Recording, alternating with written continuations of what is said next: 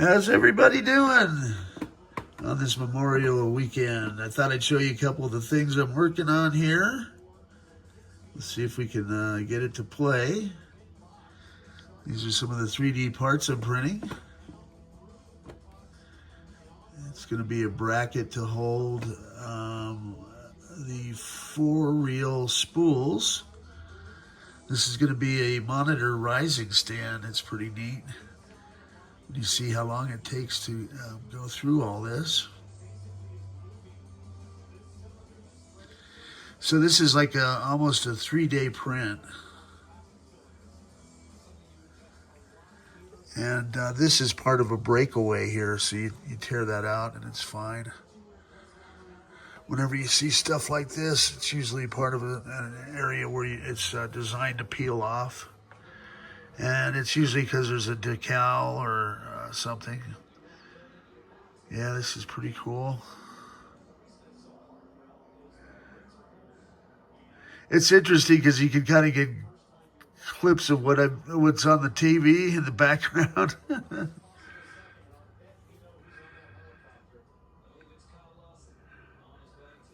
It's neat to have the time lapse over,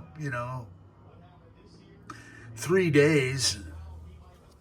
I always get nervous on these multi-day prints, because the slightest little thing, in this case, this tower, will watch right towards the end, it falls over. But what I found I've been able to do is when the extruder and hot end, that's these parts up here, the ones flashing around, the hot end distributes the 3D filament. And on a 3-day print, it was down to like the last 20 or so minutes. It knocked that tower over. And that's because you got this glue that kind of evaporates over time. It holds the part in place. With some filaments and some plates, you don't need it. But I found on 3-day prints, it's probably a good idea to douse whatever area is going to be, and create even what's called a raft to hold your parts in place. Now you can kind of see where it's stalled. And this goes on for quite some time until I realize, because I'm sleeping right now. And you can kind of tell by the darkness in the background. So this will be kind of interesting to see how long it affects this this 3D representation of the download. So it goes on and on. Let's see where are we on this thing? Or is that right at the end? Maybe that's the end of it.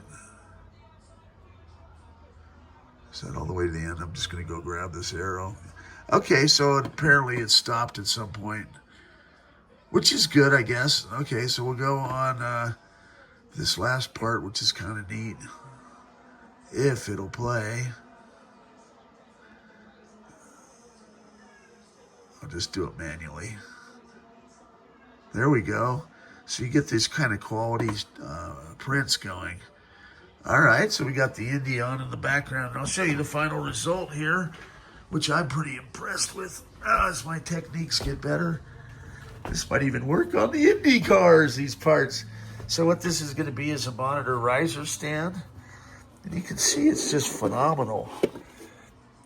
So I ran out of filament about halfway through, but I think it's sharp. So we have a silver, it's kind of a silver and then a dark gray, and then this will fit inside here. And then on the underside, we got Bella participating. You'll see this little area down here, and that's going to hold this other badge. And we got our participant. Say hi, Bella. She hears me talking and thinks I must be looking for her.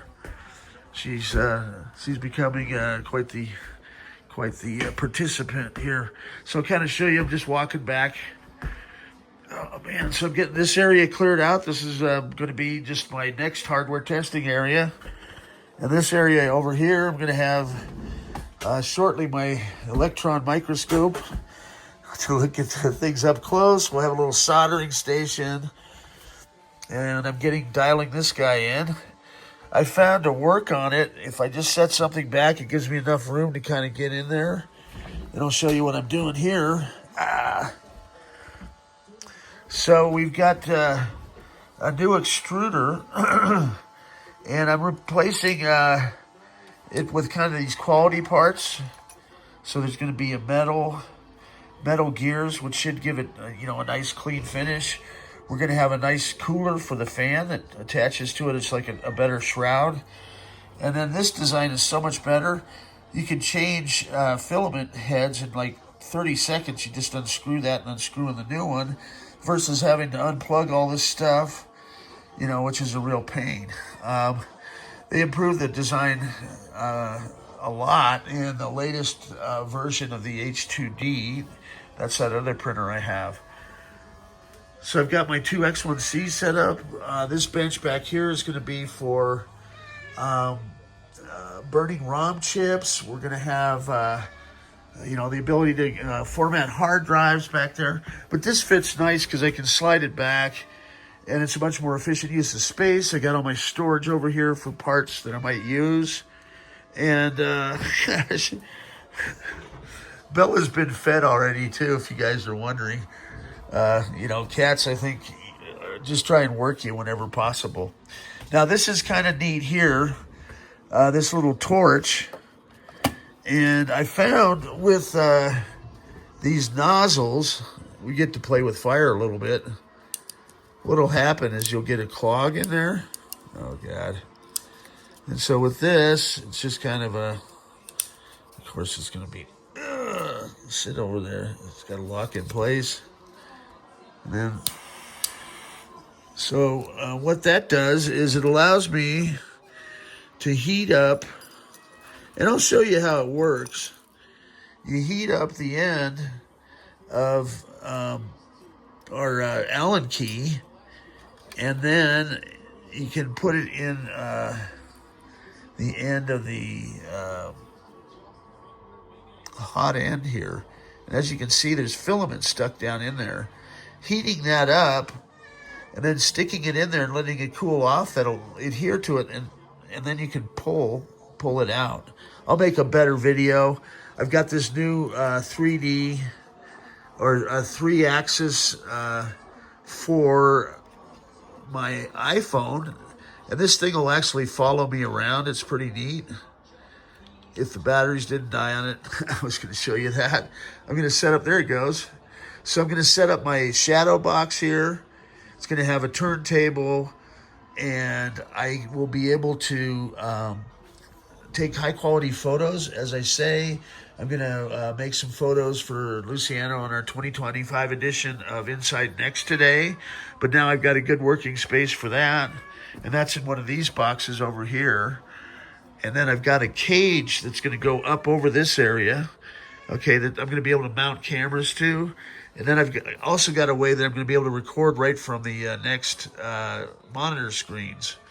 So as time goes by, things are going to improve. This thing is really cool, too. It's a little label maker.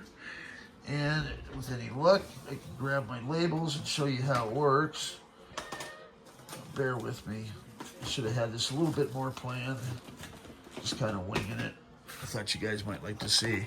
But I can print out, with Bamboo Labs, they make it so that it's very difficult to read what part it is on here because it's in such a small font, right? I have trouble reading it and zooming in with the camera. And so I just got the idea. I can, make them with my little label maker.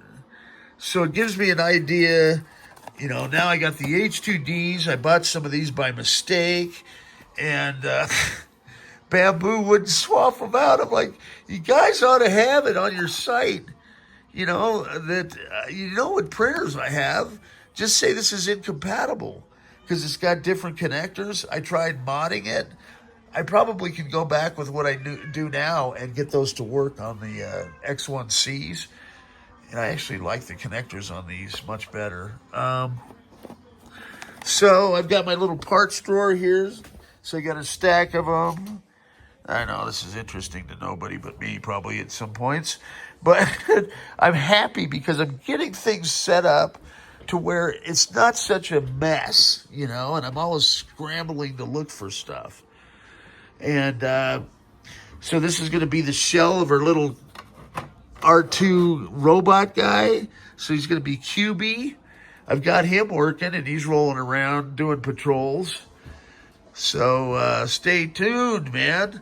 And this will have, actually, I can do up to, if I wanted to, 12 spools, because I can set 2 on my little 3D rack that I printed 2 more of those AMS rolls. So that'll fit nicely. I really like these racks. They roll around. Anytime I can put wheels on something, it makes it so much easier. As you can see, I've got all these shelves and things with parts, but you know, now I can roll them around, so I'm not just restricted to one area. And if I need to clean, this also lifts up, so I can make it a standing desk as well, which is pretty cool. All right, stay tuned. More fun stuff to come from the black hole. Peace.